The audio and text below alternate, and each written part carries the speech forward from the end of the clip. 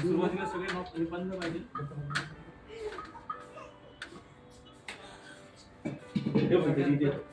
चालू.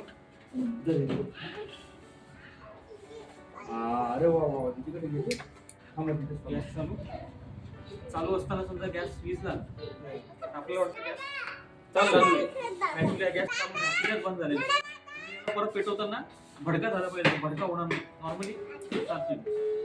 म्हणजे हा नॉर्मली चालवतात. काम करताना जर पाईप फुटला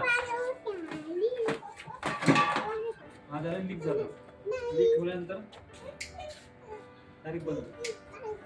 गॅसचं पूर्ण सप्लाय बंद. गॅसचा सप्लाय डायरेक्ट बंद झाला. परत त्याला ऍक्टिवेट करून 3 वेळेस आपण चालू केल्यानंतर पुन्हा चालू. म्हणजे हा मेन काम हा करतोय. हे केल्यानंतर हे ऍक्टिवेट करतो. आणि याच्यात मध्ये पण 3 प्रकारचे आहेत. तुमचं पाईप एक, नंतर एक छोटा नॅनो सेन्सर आहे आणि हा नॉर्मली आपण हा वापरतोय Z+ मध्ये ते आपले हे त्याच्यात आहे. अशा प्रकारे आहे.